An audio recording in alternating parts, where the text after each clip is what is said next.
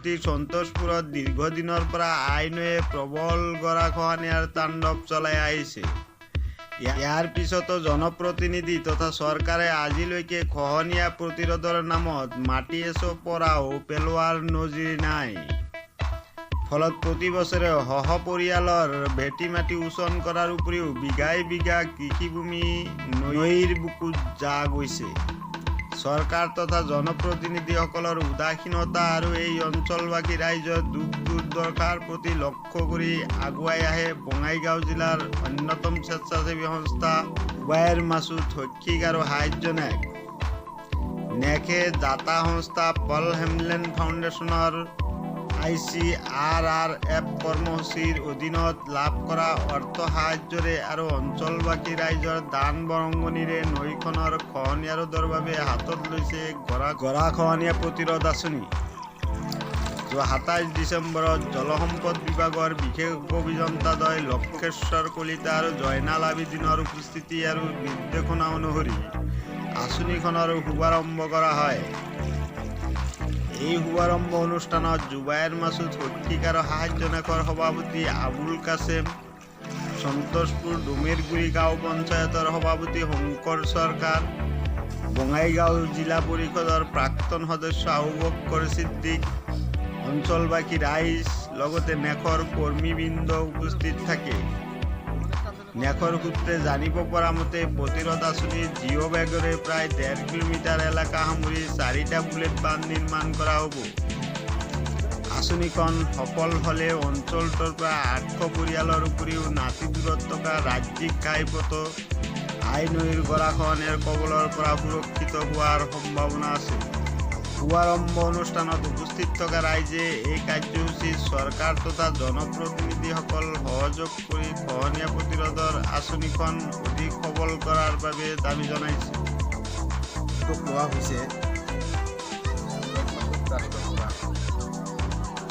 জনসাধাৰণক এনেকুৱা উৎসাহ দিয়া হৈছে, এই উৎসাহতে সকলো ৰাইজ ওলাই আহিছে যাতে আমাৰ নদীটো ৰাজ্যিক ঘাইপথৰ ফালে নাযায়, আৱেগী হৈ আছে।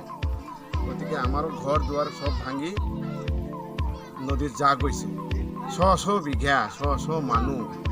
গতিকে এই বানটো যদি আমি ৰাইজে সফলতাৰে আগবাঢ়ি লৈ যাব পাৰোঁ, তাৰ আমাৰ প্ৰতিফলন হ'ব। আৰু চৰকাৰক মই আহ্বান জনাইছোঁ যাতে এইটো অলপ দৃষ্টিগোচৰ কৰে। চেৰিটেবল এডুকেশ্যনেল ট্ৰাষ্টৰ পৰা যি উদ্যোগ লৈ ৰাইজৰ সহায় সহযোগত এই বৃহৎ কাম কৰাৰ যি আগভাগ লোৱা হৈছে, তাৰ কাৰণে এইটো নিশ্চিতভাৱে এইটো এটা সুন্দৰ পদক্ষেপ। তো ইমান এটা বৃহৎ প্ৰজেক্ট, বৃহৎ কাম, এইটো আমি ৰাইজ তথা ট্ৰাষ্টৰ তৰফৰ পৰা এইটো কিজানি সম্পূৰ্ণৰূপে নিশ্চিত নহ'ব। ইয়াৰ কাৰণে চৰকাৰী অনুদানৰ যথেষ্ট প্ৰয়োজন হ'ব।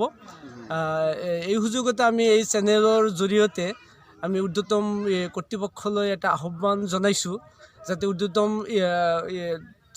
কৰ্তৃপক্ষই বিশেষ কৰি চৰকাৰীৰ তৰফৰ পৰা যাতে ইয়াতো বিহিত ব্যৱস্থা গ্ৰহণ কৰা হয়।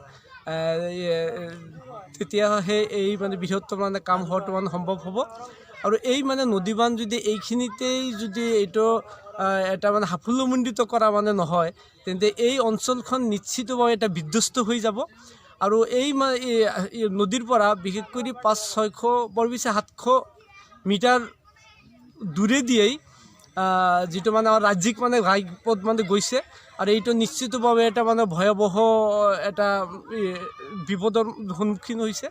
গতিকে এইখিনিতে যদি এই নদীবান্ধটো যদি এই সাফল্যমণ্ডিত কৰা নহয়, তেন্তে আমাৰ যিটো ৰাজ্যিক ঘাইপথটো অচিৰেই নিশ্চয় নদীৰ বুকুত যাব। আৰু এয়া নিশ্চিতভাৱে এই বৃহত্তৰ নামনি অসমত এটা ডাঙৰ ক্ষতি হ'ব। তো গতিকে চৰকাৰী কৰ্তৃপক্ষ লগতে আমাৰ যিসকল পাব্লিক প্ৰতিনিধি আছে, পাব্লিক প্ৰতিনিধিসকলে সকলোৱে মিলিজুলি যাতে এই বৃহৎ কামটো সাফল্যমণ্ডিত কৰাৰ কাৰণে সকলোৱে যৎপৰোনাস্তিভাৱে উদ্যোগ লোৱা হয়।